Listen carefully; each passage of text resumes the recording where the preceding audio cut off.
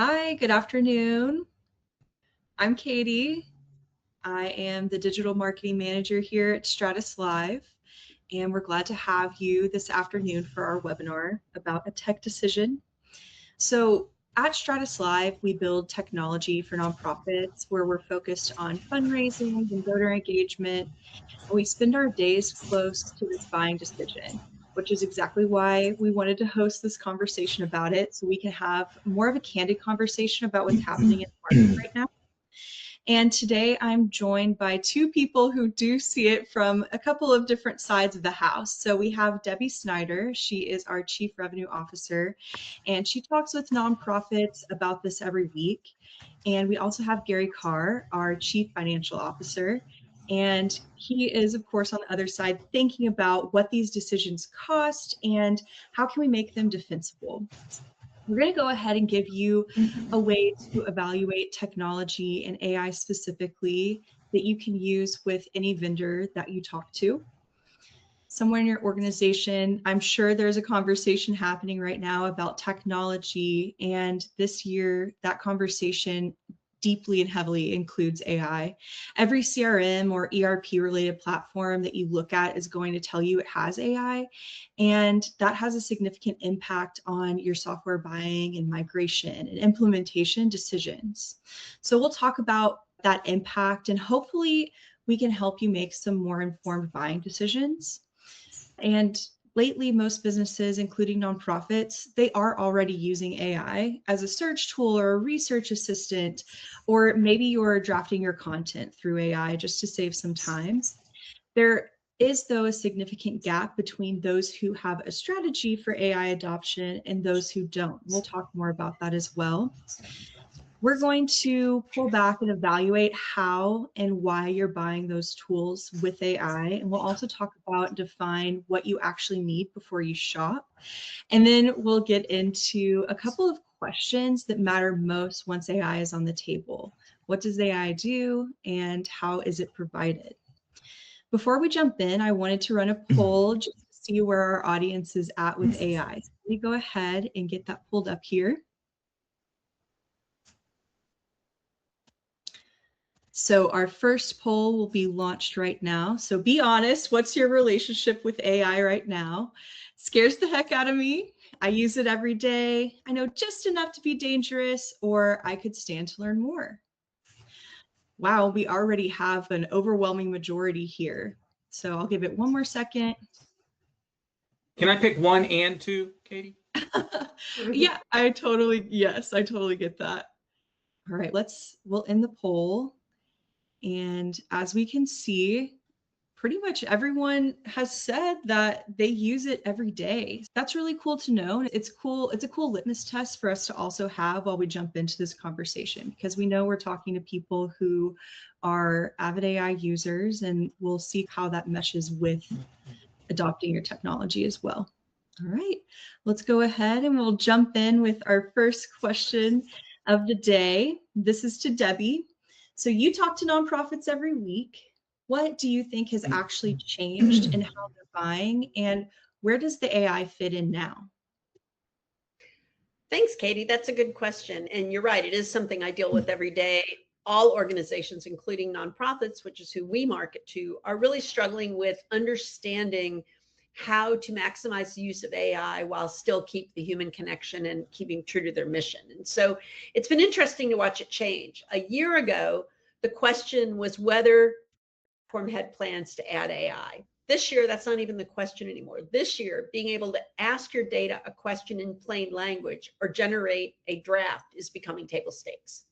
Most serious platforms that you use will have some version of it. I know we can all think of every product we use in our daily life, for the most part, that is relevant to has an AI component now. So the real dividing line is not does a product have AI, but whether the AI can act on your actual data safely and whether it understands your organization when it does. That is a much harder thing to deliver, and it's where platforms diverge.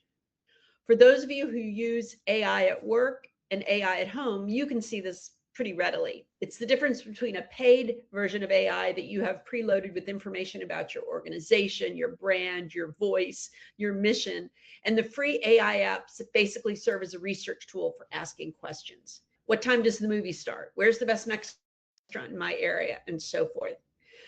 But buyers are confused for a fair reason. Every vendor uses the word AI to mean something different. One means a chatbot on top of a help center. Another means a writing assistant for subject lines. And yet another might mean autonomous agents doing real work. The word is the same, but the substance is not. So the buyer's job has changed. It's no longer, do you have AI? It's show me what your AI does and how is it connected to my data and how can it make me more successful at my job? Really good points, Debbie. And I'm totally with you. There are so many different explanations for AI. So us really getting down to what's going on with that is why we're here today. So on for Gary, before we get into more AI features, how should an organization define the problem that they're trying to solve first? Yeah, so we start with the recognition that everybody's got access to free, cheap AI accounts that we use all the time for search, right, and research. Many of us are using extract data from existing ERP systems like a CRM or an accounting or a fundraising platform. We drop it into a third-party AI solution. We ask it for analysis. Those are examples of AI that's acting on data or on content, but not necessarily acting within the system. So when I have my CFO hat on and I'm thinking about this, I'm much more interested in how my organization is going to use artificial intelligence to help us be more productive, to help us to, say, waste less time, to help us to internalize subject matter expertise. That's a big one that we talk about. I don't necessarily want AI making decisions for me every day, but I want it to help me make a better decision. When I'm evaluating an AI purchase, the problem I'm typically trying to solve is I'm thinking about it in terms of a person or a job that represents a specific role in the organization. So I'm not just buying a tool, for example. I'm thinking about the subject matter expertise, the tasks that can be performed, and whether or not a particular piece of software is going to be an extension of members of the team and make them more productive, help them get more done, help us be more successful. In our world, help us win more deals, to be perfectly blunt about it. So it's much more than just search and research. It's about those job functions and thinking about labor capacity and being more successful.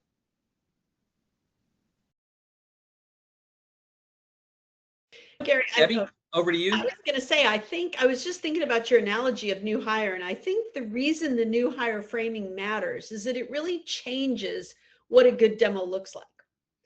Instead of watching features and functions, you're watching whether or not this AI agent or AI can do the specific thing that you defined. You're basically interviewing a candidate against a role, not just admiring a toolkit. And that's a big change, especially for those of us that are in the product space, in how we market our product and how we talk to you about our product and how you should be evaluating the product. And if I can add to that, Debbie, real quick. So when you're thinking about that evaluation, think about it in a way that's similar to how you might evaluate a new employee. So when my new employee comes on board, I gotta have a job description.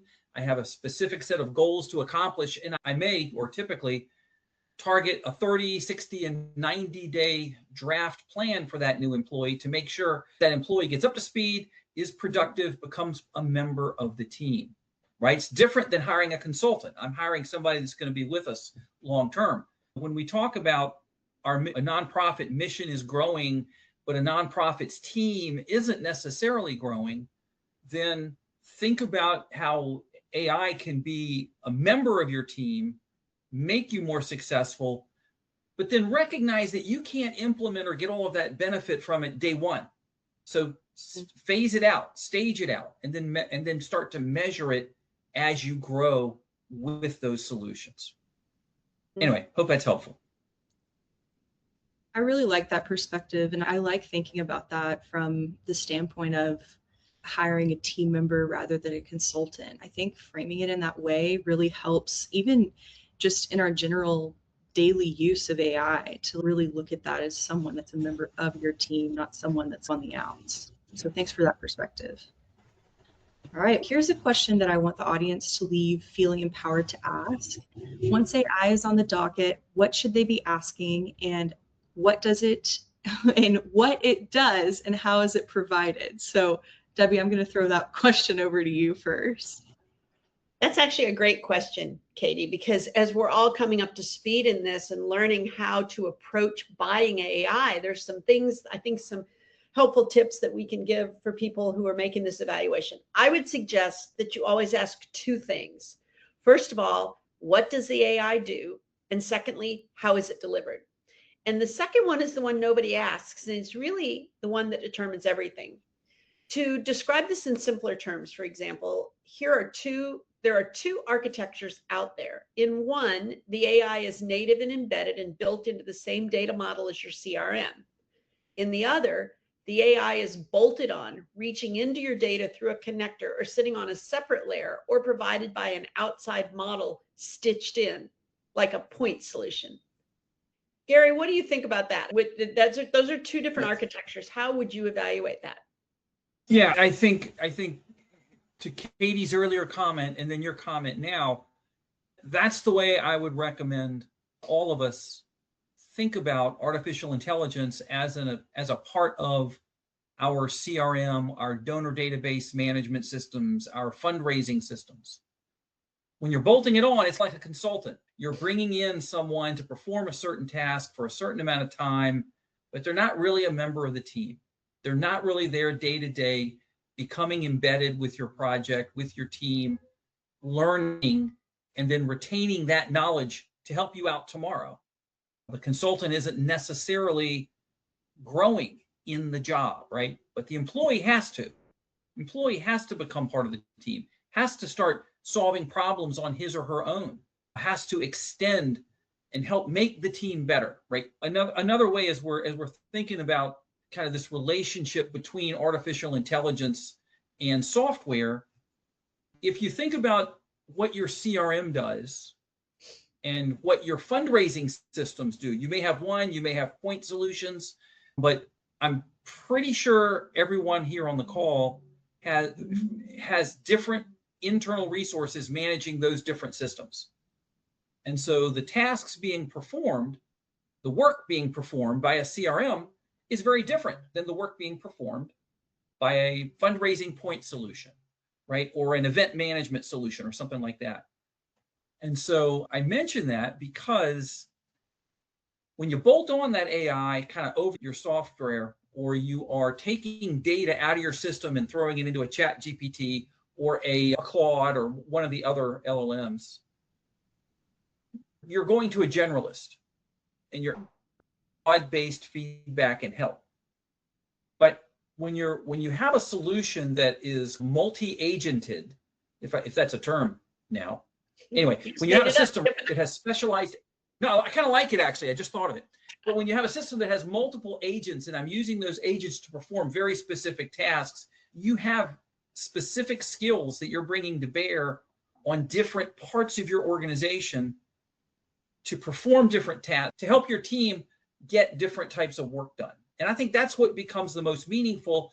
And just as a plug for StratusLive, right, that's how we approached our architecture to differentiate ourselves in the marketplace, because we were thinking about not just how cool AI is, but really the application of the software to my job working in a CRM, or my job working in an event management system, or my job working in a fundraising system. Yeah, and I think it bears mentioning that the architecture is not just a technical footnote. For those of you whose eyes roll back in your head when you hear architecture, put me in that camp. It's not just a technical footnote. It is a data quality question, which becomes a trust question. So every time your data has to travel to a separate system for AI to use it, you add a sync, a tag, and a place for it to break. The teammate model that we were talking about work on one source of truth. There is a workflow cost that comes with the bolted on approach as well. A general assistant, like you mentioned, Claude or ChatGPT or Gemini, is generally helpful, but it starts every conversation without knowing the context of the project at hand. So you end up feeding it context, correcting it, and moving between systems to get what you need. Even when the output is good, you did the work of assembling the picture it needed. That outside system might understand the nuance of your organization once you explain it, but it does not have immediate access to the depth of the data your platform already holds. An embedded assistant, on the other hand, starts from that data, so the context is already there. So that is why the architecture issue is really a fundamental question. And I think all of us could be in that boat where if all of us on this call voted or did our poll that we use AI every day, I think we see that every day, that we might be going into a system like Claude or ChatGPT, and we're having to feed a lot of context, or if we're starting a new chat, or even maybe using a chat that we already have, there's a lot of that context that sometimes gets frustrating that it's missing or has forgotten or something like that. So it is really appealing, at least to me, to know that there's something that kind of always has that working memory in the working brain in the background that knows what's going on within everything that we do for work anyway. Mm-hmm. So to snowball off of that, I want to talk about maybe some concrete examples just for people working within these organizations. What does that actual work look like? So for example, what would that difference look like for an actual day-to-day fundraiser that they need to have done? Debbie, do you have any examples you could give us? I do, and I think that's a good point, Katie. I tend to be a really concrete thinker, so you can talk to me about concepts, but I want to know, where does the rubber meet the road? How does it actually work? What does it actually, framed another way, what does it actually do for me? So let's take an example of a major gift meeting brief. An embedded AI would pull the donors' cumulative giving, their designations, their relationships, and their last interactions into a one-page brief with a suggested ask grounded in that donor's real history. A tool that only sees what you paste writes something that reads well and invents or leaves out key parts it does not know. So you can see that having an embedded is a huge time save. Plus you avoid those AI hallucinations, as we call them, where missing data is filled in. Here's another example that I think helps explain it. Take a year-end appeal. An embedded AI segments the file by behavior, tailors the ask amount per donor, matches each donor's designation interest, holds your brand voice, and waits for a human to approve before anything is sent out. With an outside tool, you still do the segmentation, the ask math, and the personalization yourself in another system, prompting and pulling data for almost as long as it would take to just write it yourself. So that's a couple of examples of how embedded AI can really streamline your process and give you a better outcome.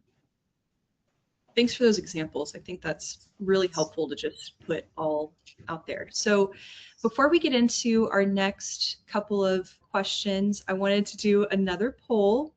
I'll launch it right now. So real talk, are you caught up in a point solution trap right now? So are we drowning in point solutions? Send help. AI just feels like one more point solution. I totally get that. We're using all our tools effectively, so please teach us your ways. And we love our tools, but the integrations are wearing me out. I'll give you a couple of seconds. Gosh, we have a front runner on this one too.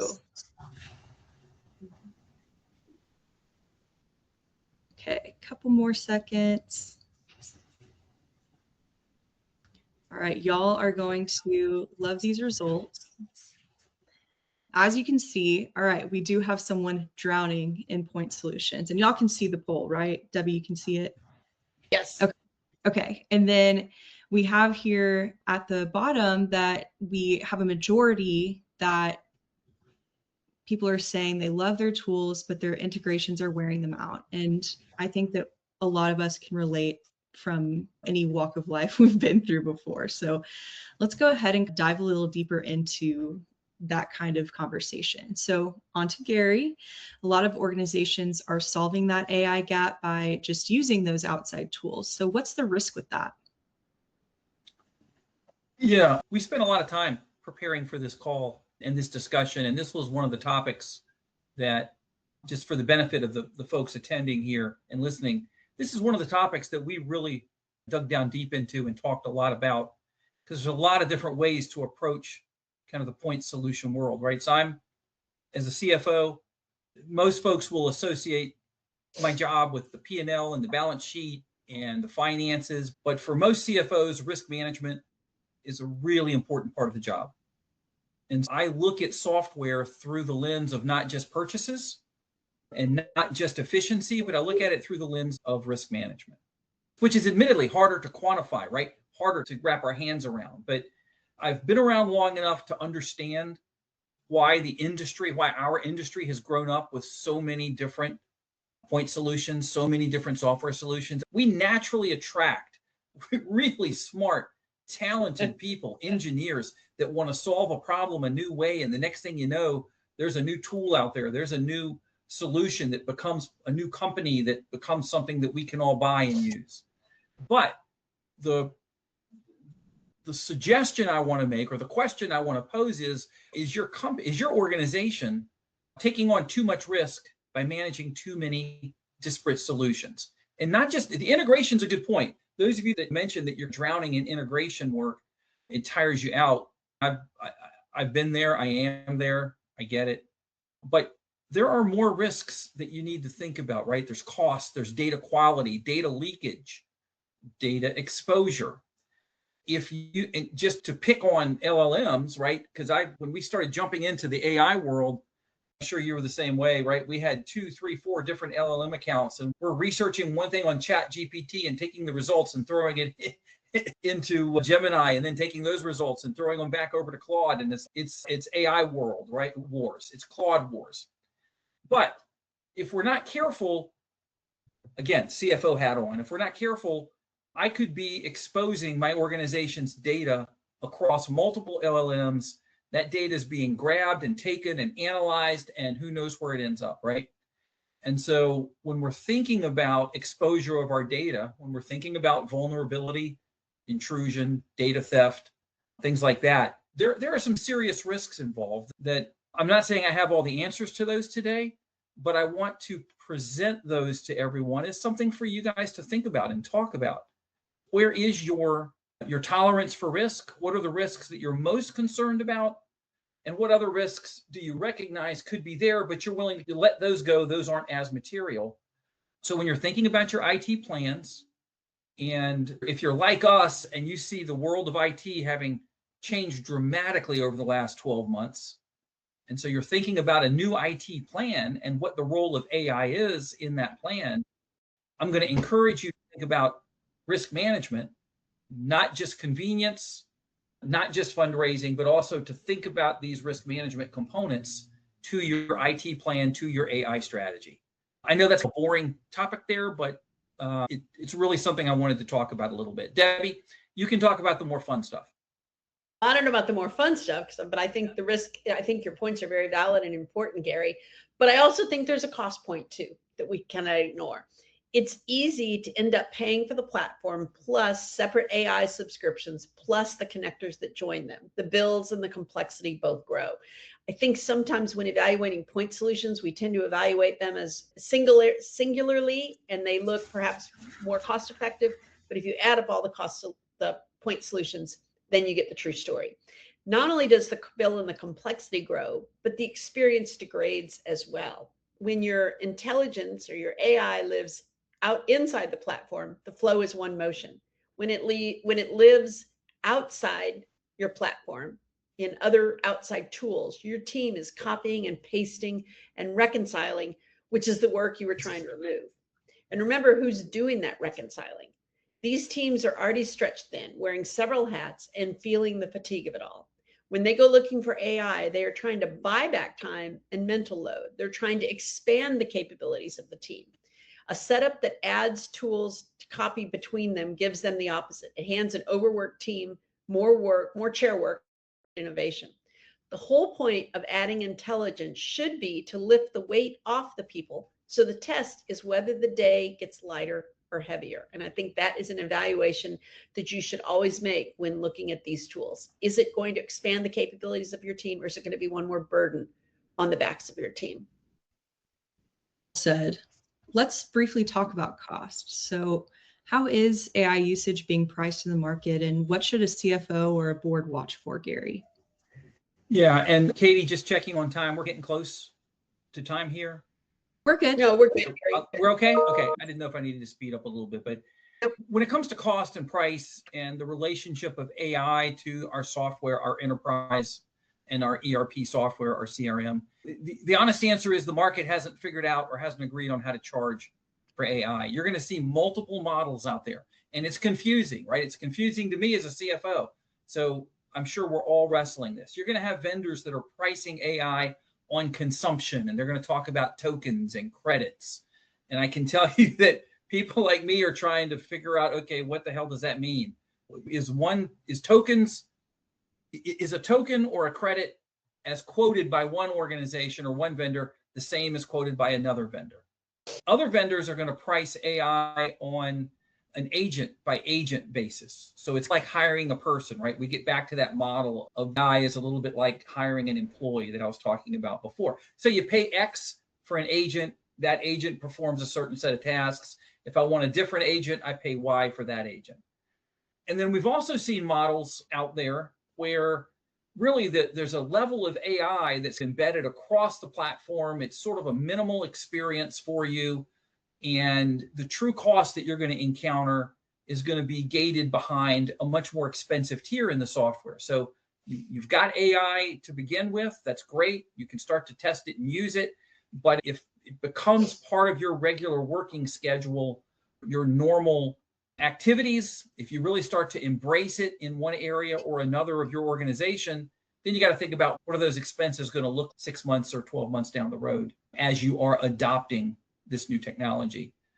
And I know that in the nonprofit world, predictability is not a preference. It's a really important choice, right? It's a fiduciary requirement. And metering without caps, unknown costs, surprise bills that you just didn't expect. These are things that no organization, no company wants to happen. So you really got to dig deep and ask really good questions in your buying cycle to help expose some of these potential unknown costs. And probably the best advice here would be whatever you're purchasing, be prepared to measure that AI utilization in terms of the work that it does for you, right? This is your internal KPIs, if you will. You're making a commitment. Your new CRM has agents A, B, and C. It's supposed to perform certain types of work to help out my development director. 3 months into it, what's the outcome, right? How are we measuring against our desired goals or the target metrics that we set up for ourselves? The practical question that I might ask any vendor is just simply, explain to me how you charge for your AI. Can I predict it? Can I understand what I'll pay next year? What's going to be in my budget? Break it down for me in ways that I, as a layman, can understand.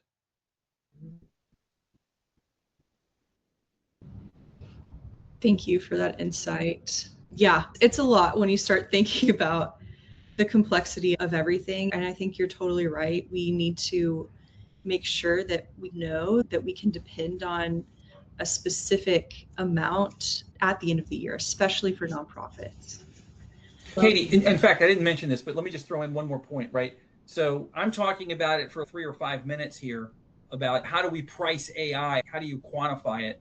And a couple of days ago, I'm in a 90-minute webinar that's talking about nothing but AI consumption and AI pricing and price models. And that didn't even arrive at all the answers. So it's a lot to pack into a simple question, but you got to ask questions. Absolutely.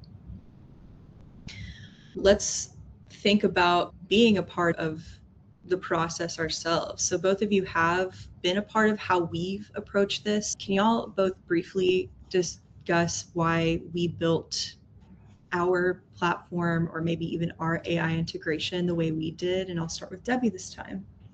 Sure, Katie. We embedded the AI into the same data model as the platform on purpose so that it understands the full context of your organization the way an employee does. Going back to Gary's illustration, we hired a new employee is AI rather than reaching in and out like a consultant. That is the whole reason we keep doubling down on the one unified platform, because our belief is that one source of truth gives you a native tailored experience, and it gives AI something trustworthy to work from. Gary, what would you add to that?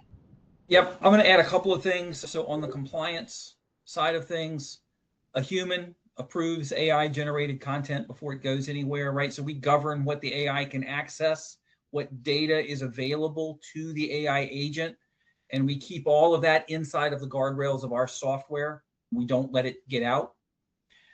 And there's an audit trail on every task that's being performed, an audit trail that not just StratusLive can see, but that you can see as the customer. On the cost side, we come at this with a baseline quantity or amount of AI capacity that we believe our customers can healthily put to use in a year. We track it on an annual basis, and then we have worked out metrics to help the customer understand that consumption, watch that consumption, and create some predictability. Because we know this is still new for everyone and for all of us. We don't meter it out every little token, every little bit at a time, but rather we want to create or provide a healthy well of AI capacity to our customers.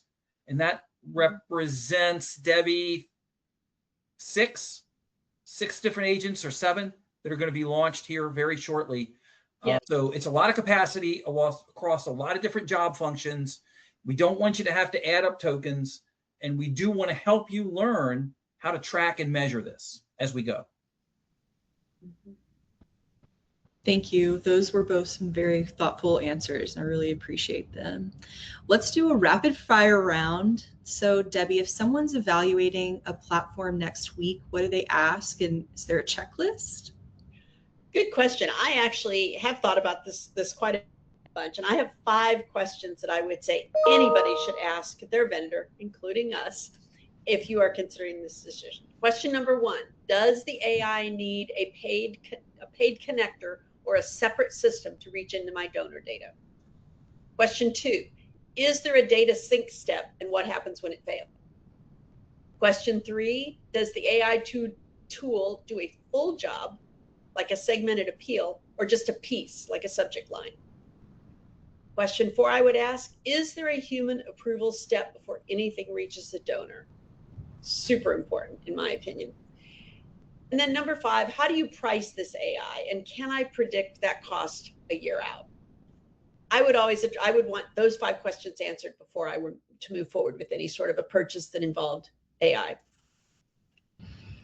Yes, I love a good checklist, and I think those are definitely a good baseline for people to start with. So thanks for sharing that. Let's provide a couple of closing questions for each of you that the audience can sit with. So again, I'm going to throw it to Debbie. One question I always ask when I'm starting this conversation with a prospect is, if we're really talking about AI, what is the one job you most need this platform to do in its first 90 days? And then that helps me frame the rest of the discussion. Gary? And I'm gonna ask, what has to be true to you in terms of both cost and risk management? Because I've talked a lot about both of those. What has to be true for you and your executive team to say yes and make your decision?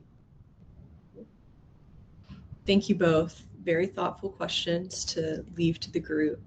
Let's close this out. I want to leave you all with a couple of ways that we're exiting this with what we need to do. So the first thing that we talked about is define the job before you judge the candidate. So name what has to change, how you'll measure it, and the gaps that you're filling. The second is, once AI is on the table, ask what it does and how it's provided, and hold it to the standard of a teammate who knows your organization rather than a consultant that only sees a slice. If you want help mapping where those gaps are hidden in the cost in your current stack, we do run a technology stack audit, and that kind of takes care of it for you. So just let us know if you're interested. If you have a contact already, you can reach out, or you can reach out to us at info@stratuslive.com. And we also have some time for a Q&A. So if anyone has questions, you are more than welcome to send them in the chat.